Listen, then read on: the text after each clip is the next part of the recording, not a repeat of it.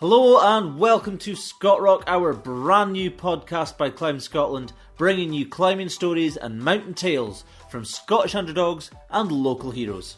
Your hosts are the legendary, me, Calum McBain, and me, Robert Mackenzie. Calum, what is the plan, bud? Well, we both love interview podcasts, and for our jobs we get to travel around and speak to loads of different climbers.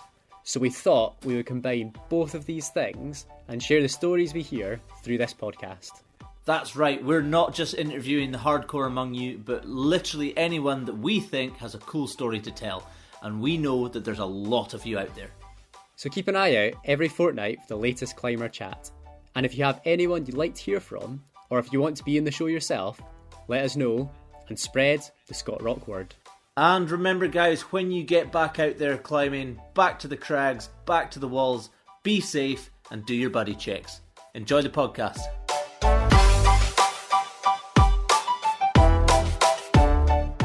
Hey everyone, Calum here with episode 2 of the Scott Rock podcast. I think we must be about 3 weeks into the current lockdown situation. And with the current weather, I've long forgotten about any icy Scottish mountains, and instead, most of my time has been spent daydreaming about hot rock when we're finally released from this lockdown. Which brings me on to today's interview with Simon Yearsley. Now, I recorded this interview about 4 weeks ago in the lovely little village of Bankfoot in Perthshire at Simon's house. For anyone that's not come across Simon before, he's a bit of a staple of the winter climbing community for quite a long time too, maybe more than 30 years. He's sort of particularly focused on, or I should say, he has been traditionally more focused on new routes and remote places, and also he has quite an impressive alpine and Himalayan track record. Listening back to this, we don't actually touch too much on Simon's winter ascents, and in a way I think I caught him at the perfect time for an interview. As you hear shortly, quite a minor fall that Simon had has led to quite a serious injury that's forced Simon to leave behind winter climbing and alpinism. What I found really interesting about Simon's attitude in this interview is, far from being upset or bitter about what's happened, he's just super psyched to go out there and keep climbing in a way that he still can, and for him that's changing to focus on summer rock climbing. It's quite a long one, so I've split it into 2 episodes. So grab a brew, sit down and enjoy part 1 with Simon. So we're here today with Simon Yearsley, who, I'm trying to think of a good way to summarise you. Oh, I'm going to listen now. Winter climber, new router, alpinist? Yeah. 3 words, would that be a reasonable... Yeah. I often, if somebody says, who are you or what are you and how do you describe yourself, I often say that kind of my goal in life is to be the best father, the best husband and the best alpinist that I can be, but not necessarily always in that order, that I can mix those around. But yeah, Scottish winter, love it. Been part of that furniture for a while. Talk a bit about maybe how I got into that and why. Done maybe 8-9 trips to the Greater Ranges, so to the Himalaya, to Alaska in winter, Alaska in summer, Canada in winter. Lots of trips out to the French Alps and the Italian Alps, the European Alps. So yeah, those will do. Scottish winter climber, lots of new routes, alpinist, father, husband, bit of a businessman, not very good on rock, but that'll do. That'll do as a description, I think. Is that soon to change though? They're not so good on rock. It is. It's I don't know if I want to launch straight into this. My world is changing as we speak. In that a year ago next week, I managed to fall off a route, and I've been climbing for donkey's years. I've been climbing since I was 14 years old. and I'm 57 now. And this is where you say, "Oh, you don't look it." So I'm 57, Damn. and I climbed all over the world, and fallen off all over the world. Never hurt myself. Never hurt myself badly anyway. A year ago, I was climbing on Shepherd's Crag in Borrowdale, and was doing a route I've done loads of times before. I grew up in the Lake District. I've done this route, Crunchy Frog. It's an E1. Done it multiple times. Fell off the first move, 80 centimetres off the ground. Landed with a thump, stumbled forwards, arm outstretched. Broke my hand, basically. My hand came off. Complete dislocation of my hand. Wasn't just like a little cracked bone in my wrist. I had full dislocation of my hand. Surgery to put it all back together. And over the last year, have been getting back into using 2 axes, which is what I do. But long story short, have been told and advised that if I keep climbing with 2 axes, if if you imagine that grip, holding an ice axe, the grip hold, combined with that kind of wrist cock as you're moving and placing the tool, and doing that into a hard hammer blow, basically is degrading the surface joint area of my left wrist to the point where if I keep doing that, I've got 1 to 3 years worth of use out of my wrist. If I don't do that and just rock climb, I've got 10 to 12 to 15 years. So I am at the moment on a life change from being all those things we just talked about, from being an alpinist, from being a great arranger man, being a Scottish new routing, activist, to not being any of those, and now going to reinvent myself as a rock climber. A new rock jock. Yeah, I mean, I grew up in the Lake. I was born in Yorkshire, grew up in the Lake District, and was fortunate enough to have parents who were passionate about mountains and passionate about the fells. And we would be every weekend and every evening or a couple of evenings a week during the summer, we'd be out walking in the hills, and they encouraged me to get into climbing. So I was climbing from the age of about 11. Started seriously climbing when I was about 14. And I'd probably never really... I've led a few E4s, I've led a few E3s. I've never been a confident E3 climber, and I've never been able to say... I've certainly never... if somebody says, what grade do you climb? I've never said I climb at E3. So my goal now is I'm going to, over the next year, reinvent myself as a E3 and Sport 7A rock climber. Nice. And forget all this cold nonsense and ice axe wielding stuff. No, not forget it, but... It's a strange part of my life because it's a massive change and a really, really big shift for me. But it's an exciting one as well. Yeah, it's a really exciting one. And I kind of chose those grades of E3 and 7A because I wanted to be doing something that's going to stretch and going to push me. Because I've always had that in any of the climbing I've done. I've always wanted to do things better and improve and do things I've not done before or that hadn't been done before. So being a confident to say, I climb E3, confident all kind of E3 and all kinds of 7A would be good. Would be good. We'll have to do this again in a year's time. I know we can have a catch up. See where we get to. Yeah. E3 is one of those funny grades, though, isn't it? I always think of it. It's really similar to HVS, where you get straightforward E3s and you get the desperate E3s. Yeah. What would you say is the most desperate one that you've done? A desperate E3? Just so I can steer clear of it, Calum, that's all. I can think of a really soft one in Clova, actually. Right. Which is... There's an E4 called Roman Candle. Right. And to the left, there's a big roof, right. which also gets E3, which is maybe 3 or 4 moves on nice big jugs. If you train an indoor wall, feels like climbing a big 5+. Excellent. And kind of hero holds. Simon puts that mentally on his list. I can't remember the name though. I'm usually Don't worry, I'll find it. I'll find good it. at names. It's really interesting, that shift though. It's something. So you said you would either get like 12 years out your wrist as a rock climber or 3 years as a winter climber. 1 to 3, yeah. Given like your kind of background as a winter climber, was there a temptation to just kind of be like, I'll just do the 3 years and max myself at winter climbing? That is a really good question. Yes, there was a massive temptation. And the kind of sequence of events of last year was that last March I fell off.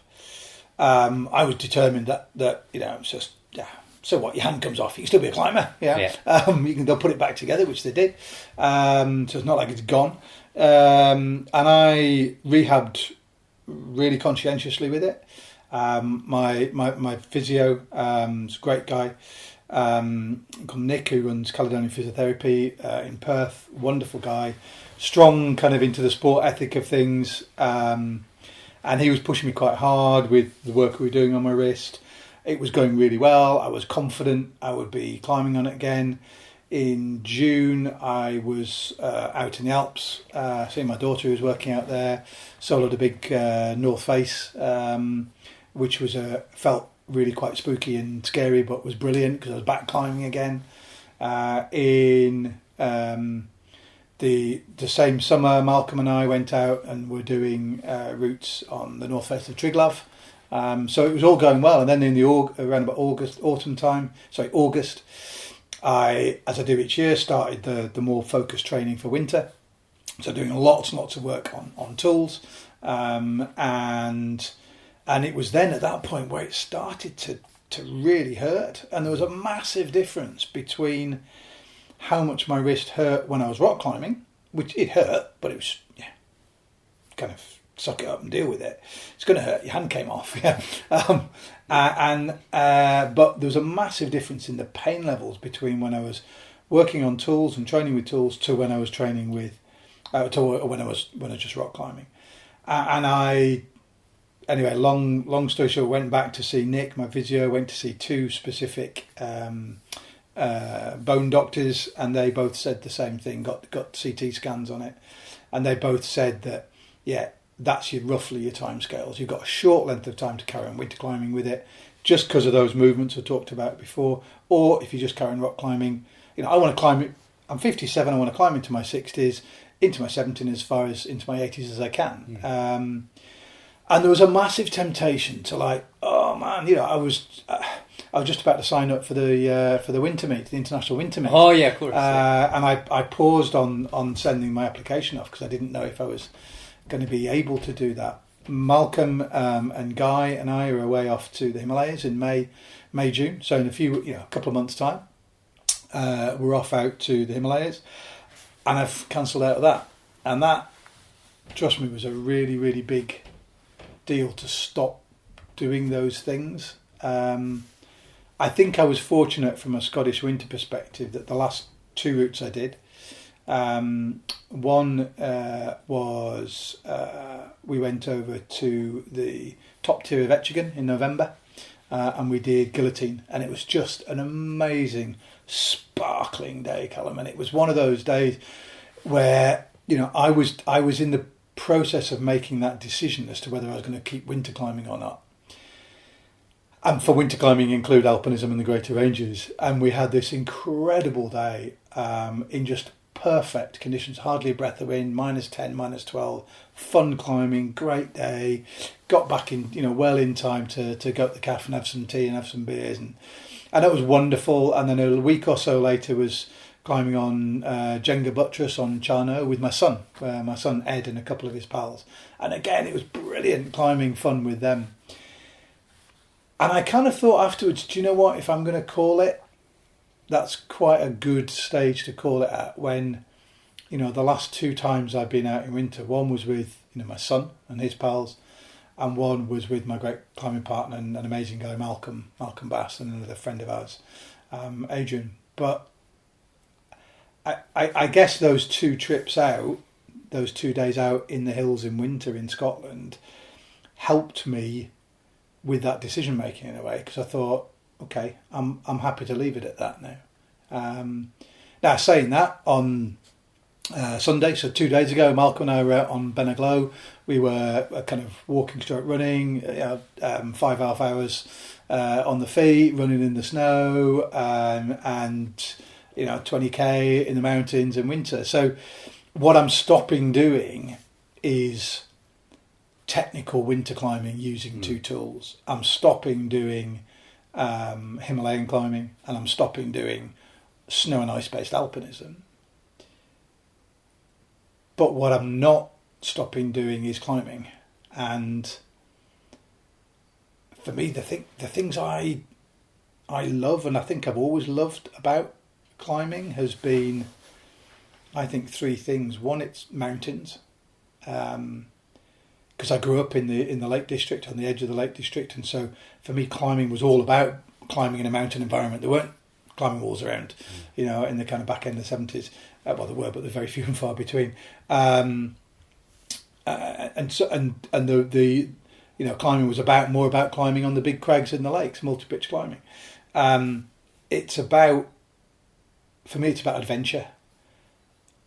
So it's about not always going to the same place. It's about doing things that nobody's done before. So it's about doing new routes. And it's also about partners. And I love what climbing brings us in terms of the opportunities to meet people and form relationships with people. Whether those are long-standing relationships, like with Malcolm Bass, who I've known for climbing for 35 years, which is a really deep, intense relationship that I think there aren't many opportunities in other walks of life to create and form that type of relationship.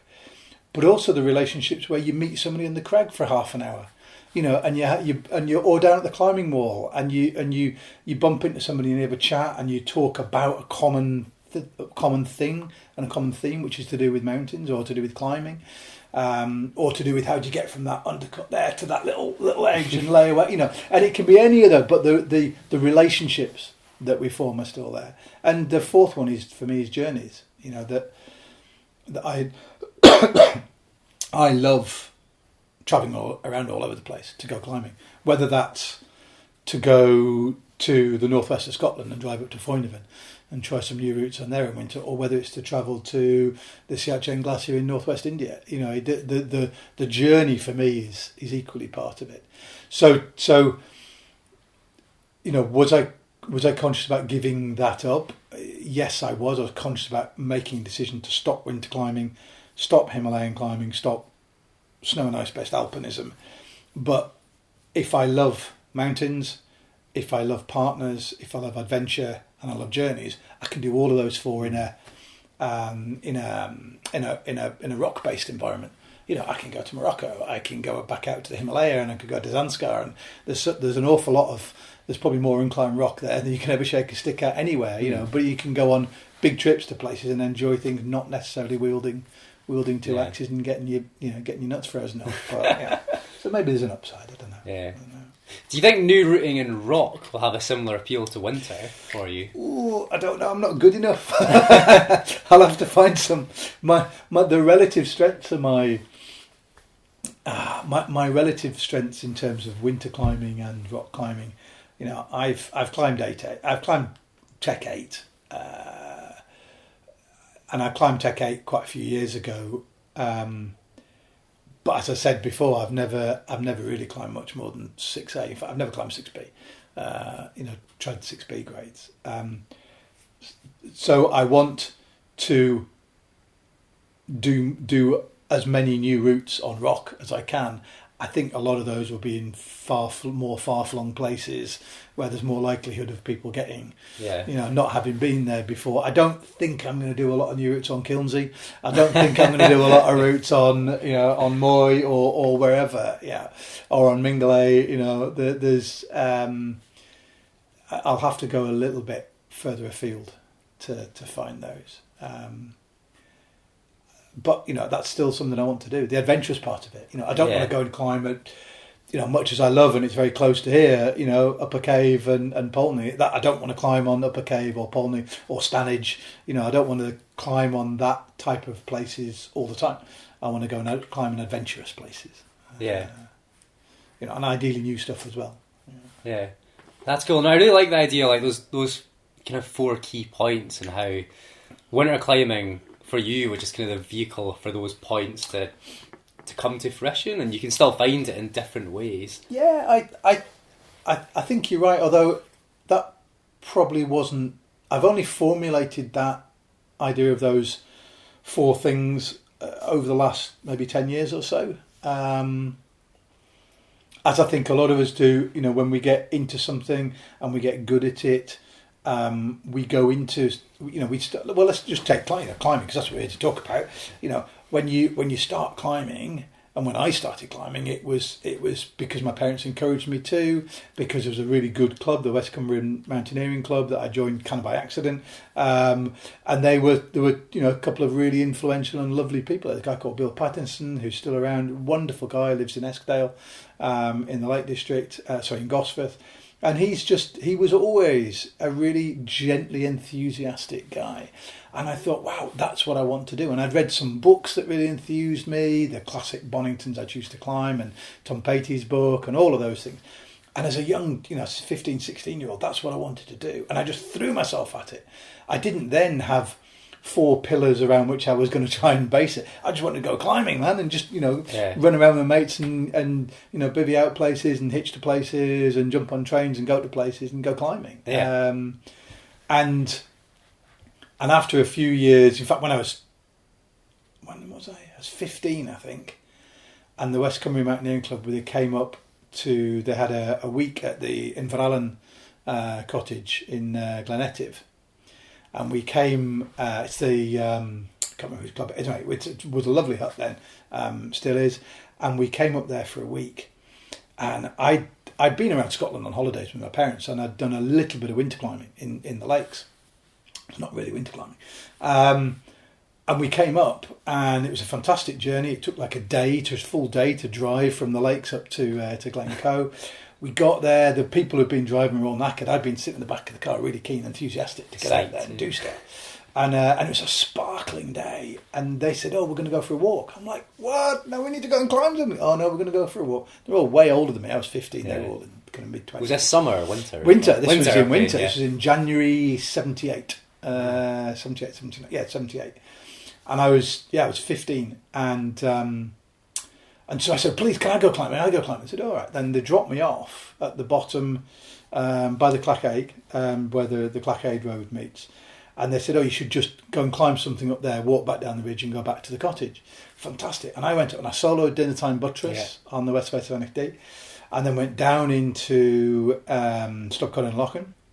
And I looked at this cliff in front and I was like, wow. I was by myself. I was soloing, 15 years old, on a sparkly day with, I remember, a huge rucksack with like 5 pairs of different changes of clothes in it and emergency rations. And I think I even had a primer stove. I had a stove or something in there, one of those little meth stoves.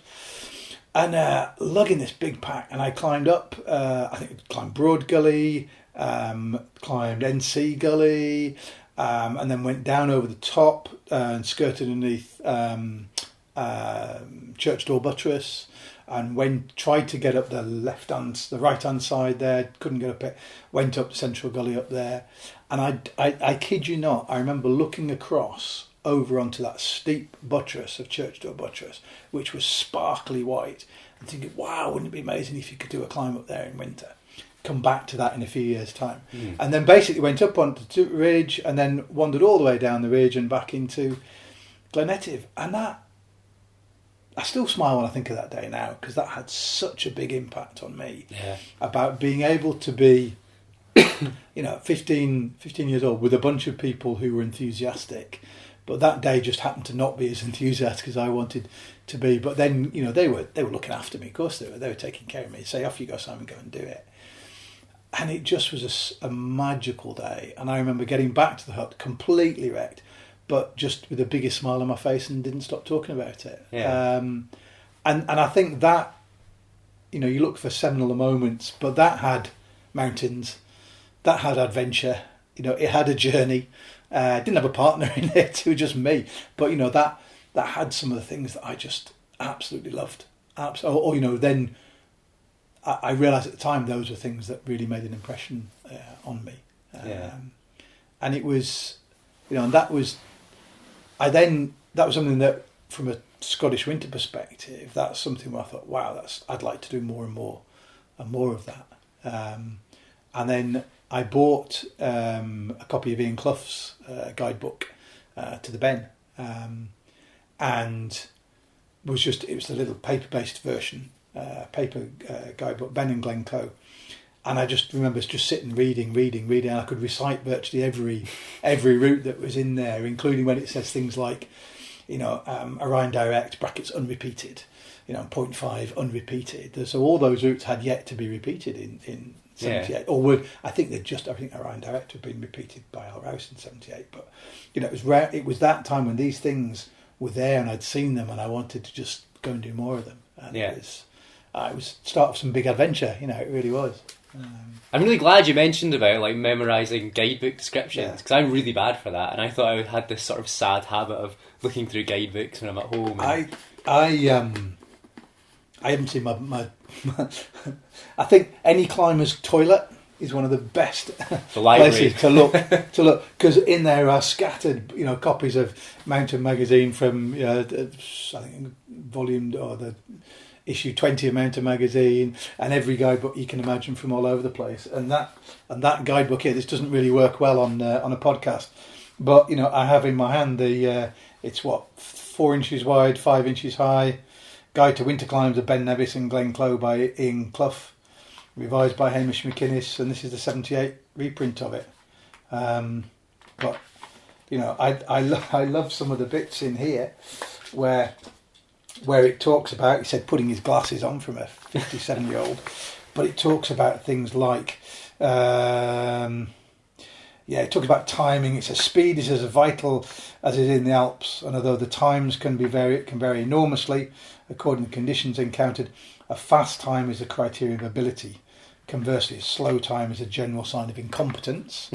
And then later on it says time as a further aid to estimating the difficulty of the climb. A time based on a competent Scottish pair leading through in average conditions has been given after each grading. This is only a very rough guide and times can vary drastically. Many English parties will probably find that it takes longer than these times suggested and should make allowances accordingly. And I remember, as a 16-year-old reading that and just laughing my socks off, thinking, right, come on then.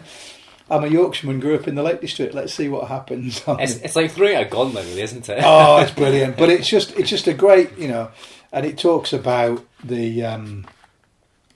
It takes about, the Big Bay to the right of -3 Gully and left of Observatory Ridge.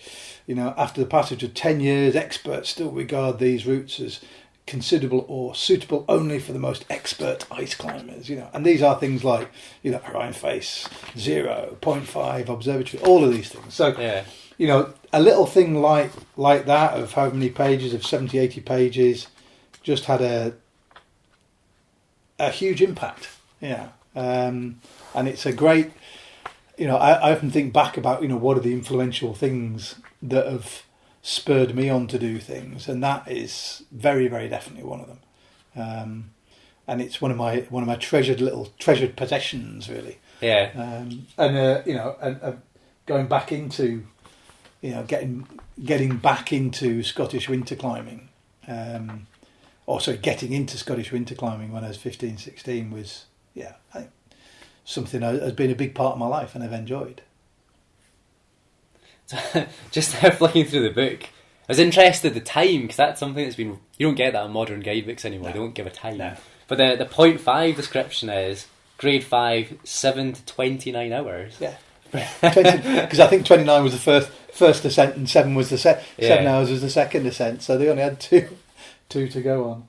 It's really interesting. I remember reading about the history of 0.5 and Orion Face and routes like that. It was Smith and Marshall did the first ascents back in the late 60s. Yeah.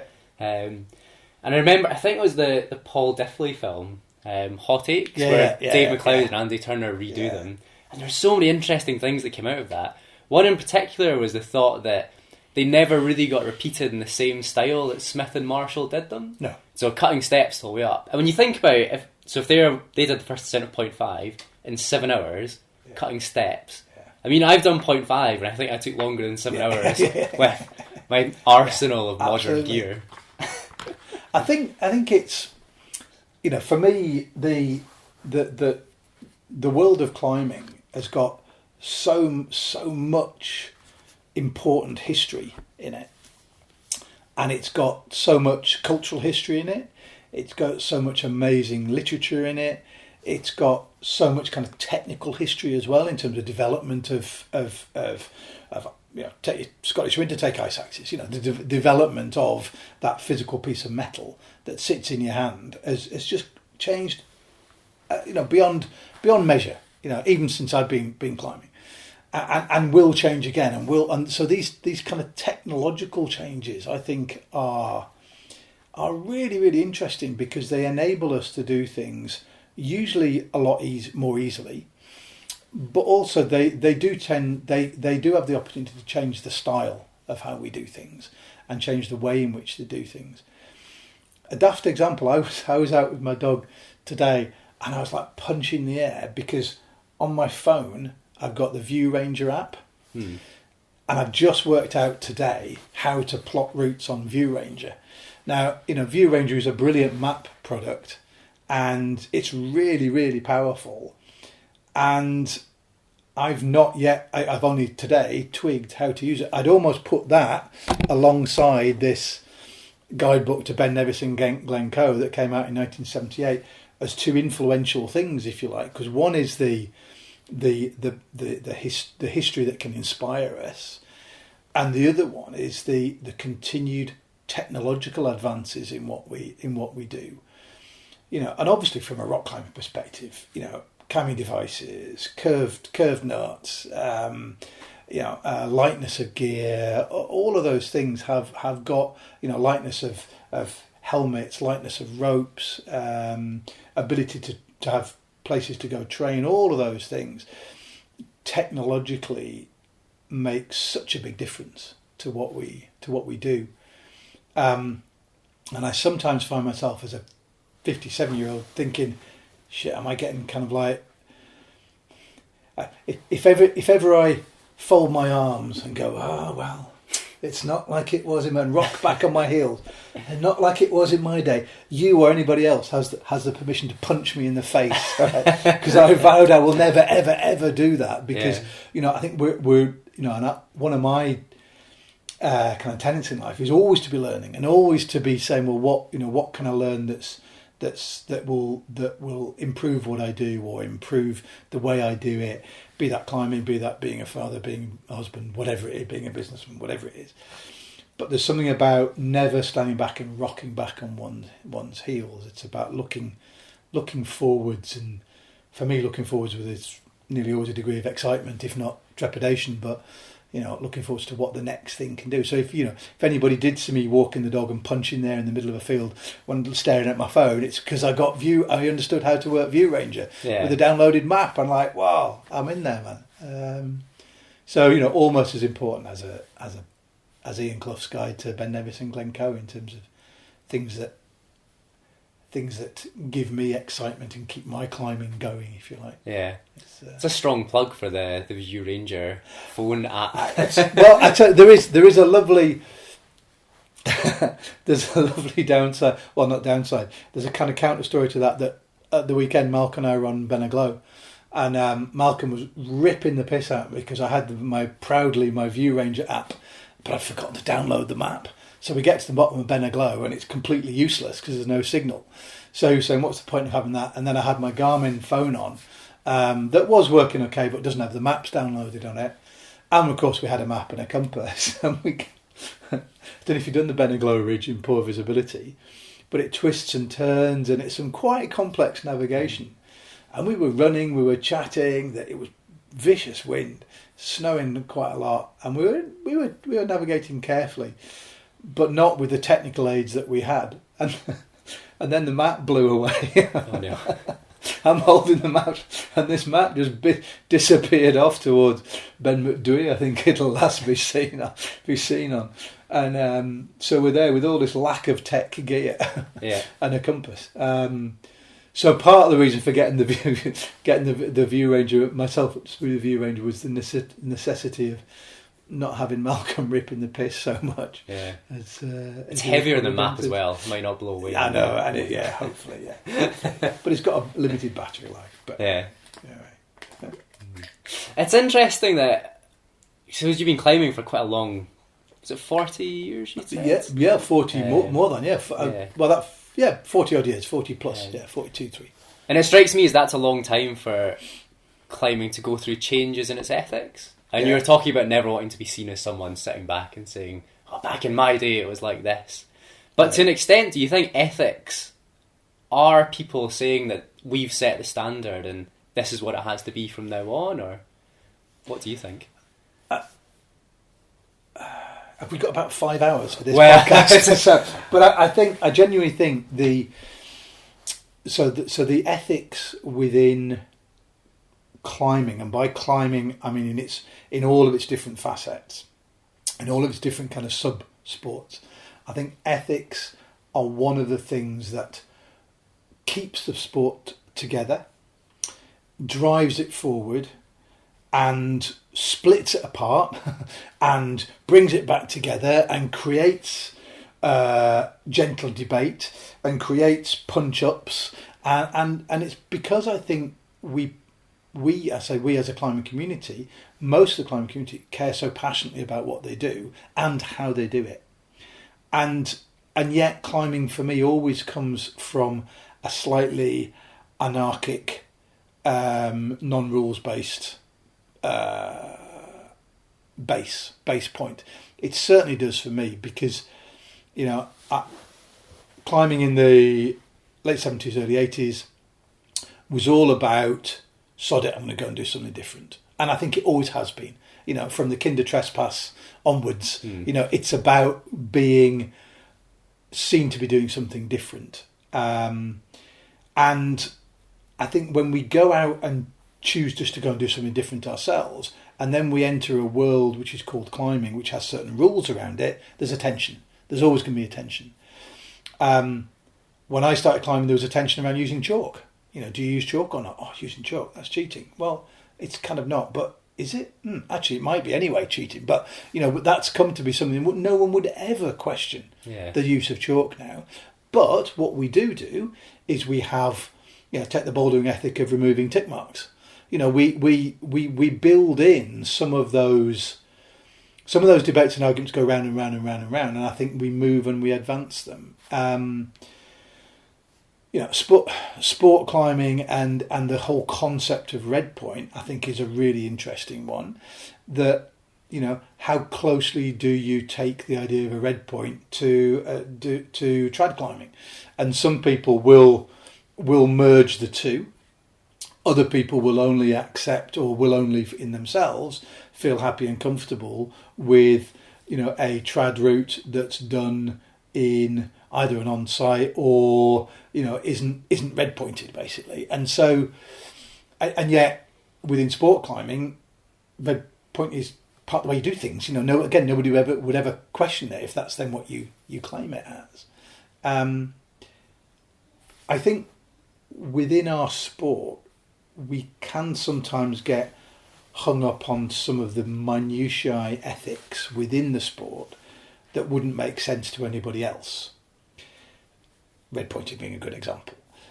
I think one of the things I've seen over the past 4, 5, 6, maybe 7, 8 years is a growing interest in more of the ethics about the impact that our sport has.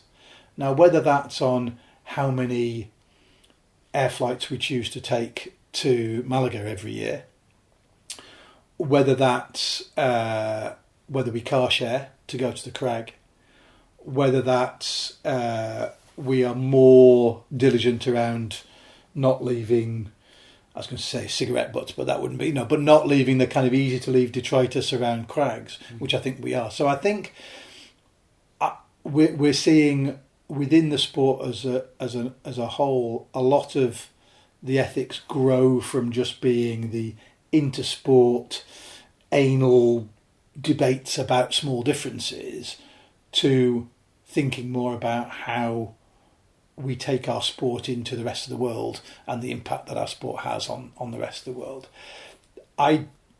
Sitting where we are now in mid-March with the coronavirus going to go wherever it's going to go, thinking forward to Tokyo, I think having climbing as a sport in the Olympic Games is just going to be incredible.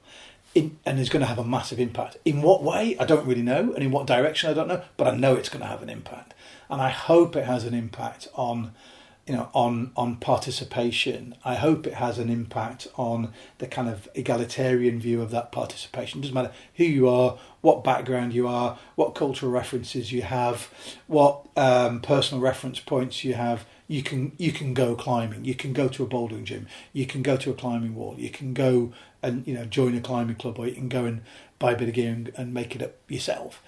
That I think that will have an increase in the overall participation. I think we are so lucky to be participants in a sport which, has inherent dangers, because you can kind of fall off and snap your wrist, or you can fall off and kill yourself, or you can be avalanched and kill yourself, or your father can die, your mother can die, your children can die. The reality is, the sport that we play, if you do it in a lot of its forms, it has inherent risk in it. But I also think it has such massive positive value for us as individuals, for groups of people. And if you look at the link between mental health and climbing, it's absolutely incontrovertible, impossible to deny, whatever the word is. But that climbing, and especially climbing outdoors, is so rich and varied way of improving an individual's mental health. And if we're part of that, then the little internal ethics, if you like, can sometimes, in my view, they can just take a little backseat. We can pat them on the head and leave them there. I think sometimes we have to look at the bigger impact and the bigger advantages, if you like, of the sport that we're in. I'm not sure if that answered that question at all. No, it's interesting. I think I have, on a personal point of view, I've got some really strong ethics around my climbing. Like, if when I was doing lots of new routes in winter, they would all be ground up. Malcolm and I would never go and do a route in summer that we knew we were going to try in winter. If ever we fell off a route, we would make sure that was described. You could call that a point of aid or not, but if ever you fell off, it took 2 leader falls, whatever. The second always has to climb as cleanly as the first. Always has to aim to climb as cleanly as the leader. And I don't think we did use any points of aid. No, I don't think we did. And ethical, the winter conditions ethic was one that we always had a strong view of, and a very simplistic view. Turf's got to be frozen. It's got to look and feel wintry. And so we would always apply those, and there were some routes that we didn't do because they didn't fit those criteria. So yeah, I have got my own strong personal ethics, and I've got my own ethics around greater ranges in terms of the impact that we have on approaches into climbs, the fact that all of our porters that we use have to be insured, they have to be paid well through bona fide porter agents. We have to buy the vast majority of our stuff in country. We're not there shipping stuff all over the place. So got some of my own morals and my own ethics. I'm interested in the bigger picture and the bigger ethics of our game. Yeah. Have those ethics stayed pretty like the same throughout your climbing, or have they evolved in any way? The reason I think about this is because when you talk about the bigger picture, it reminds me of a very stupid incident of mine where I think when I first started climbing, doing an E2 or something, and it had a bit of a wobble, and for a split second there was a peg in front of me, and I put my finger through it. Eek. Yeah. And then as soon as I put my finger through it, I clipped and lowered off and untied and just walked away. Right. I was so upset. Yeah. And every time I think back to how kind of stupid really that is to beat myself up about it. And that ethic for me has kind of changed, where I don't pull on gear, but I'm also not that precious. But is it similar for you? Have your ethics kind of evolved over the years? I think the world impact and the environmental impact ethic has grown massively in the last 3 or 4 years. Well, 4 or 5 years, as I think our cognizance, our awareness of that as an issue has grown. I think back to a day that myself and a chap called Steve Adderley, who I don't climb with anymore, we had on Cloggy, and I think it was probably about 82, 83, and we were climbing in North Wales, both students in Sheffield. We'd hitched over. We were climbing on Cloggy, and we had an amazing day. We did Lithrig, we did Pinnacle Arete with a hand traverse finish, so that's 3 routes. We then came down and did Troach, I think, which is Z2. That's 1, 2, 3, 4 routes on Cloggy on this summer's day, and then we looked at each other and thought we should really try and do Great Wall. And we were really climbed up. We were climbing as hard as we climbed in a long time. And Steve led the first pitch, and whether that's harder or not as hard as the second pitch, certainly got 6A bit on it. And I was seconding it, and there used to be a little peg on the crook section of there, and I did exactly the same, but on seconding it. And I was fairly trashed by then. I knew I had to lead the next pitch, and I can remember the physical act of reaching off this little lightweight and seeing the peg, and getting higher and higher and higher, and it was at nose height, and I put my finger through it. Yeah. And Steve, who was like 3 meters above me, I can't say what he said, but honestly, he gave me the most tirade of abuse. You stupid beep, and I immediately was like, took my finger out. He'd forgotten about the rope, and then I, probably felt 3 meters, something like that, just on this bit of rope stretch in the slack. And I remember being so pissed off. Got up to the stance, and we debated for about half an hour. Should we just ab off, because it's just ruined the whole day? Ruined the whole day. And I've had a strong ethic about when you're climbing, when you're rock climbing, you're there to climb the rock. If you want to aid climb, that's a different branch of the sport. If you want to use a described point of aid, that's fine. Try and eliminate it if you can. But I felt it was that forefinger, that first finger. I hated it for months afterwards. We didn't ab off. We kind of gave ourselves a good stern talking to. I did climb it free, without that.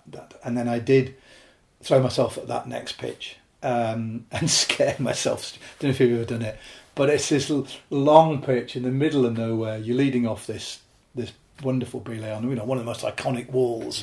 Yeah. It's a slab, isn't it? Like a big it's kind slab. of a steepish slab. Yeah. But it's just in the most. I remember looking left and looking right, and wow, this is well before Indian Face and all the rest of it.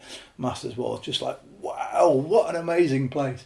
And being really tired and really scared as you go kind of thin, groovy thing, and then make this one hard, probably no more than 5C, but one hard move right, just in the middle of nowhere. And then the joy we had of then having done that climb was just superb, absolutely superb. And I've always had a strong ethic about the style in which I will climb something, and I've always had a strong ethic about if I don't climb it in that style, then I'll describe it as thus. I'll admit, if you like, to not having climbed it in that style. And I think most climbers do, because who are you kidding? You're just kidding yourself, And by your story, that had a big impact on you. You were, by the sound of it, really, really pissed off having hooked your finger through that peg. And when you think about it, it's such a dangerous thing to do anyway. Yeah. Not recommended. Putting your finger through a peg. Oh, I'm safe now. Yeah. Peg rips out. Absolutely. Digit ripped off. Whichever. Choose your outcome. One of the two is going to happen. It's always, it just blows my mind that if you tried to explain what had just happened in either of our situations to a non-climber, they would look at you as if you're crazy. Absolutely, and that's where I think the kind of community of climbing, it has been really important for me, and I really enjoy that you and I can sit here and we know each other a little bit, but we've never climbed together. We know each other. Enough to sit and have a chat through, but I don't know what's important to you. I don't know your politics. I don't know what you think about other climbers. But we can have that same conversation. And that's almost what I was talking about before about partnerships.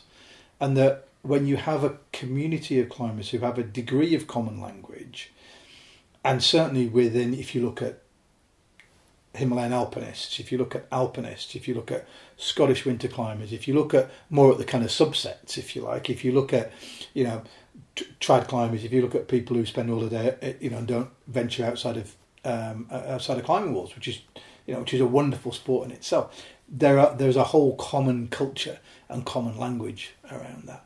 And one of the things I've really enjoyed in the last 6 months or 5 months is going down to Perth climbing wall. And the Perth climbing wall isn't, it's not massive, it's a 10-metre wall. It's that classic, am I a big climbing wall or am I a bouldering wall? I'll try and do everything. But it's a great wall, and the atmosphere in there is lovely, and the routes are great. The vibe you get when you're in there, and the people you get to chat to, and the relationships that you build through going down to a local wall. I've not trained on a local wall for a long time. I've normally, through focusing on winter, just been in my garage on pull-ups. So it's something I've really enjoyed getting back into, and I've kind of missed that the power of that little community that can be based around one small climbing wall, in rural Perthshire. But it's all about the common stories, the common kind of cultural things that bind us together in that small 10-metre climbing wall. Yeah.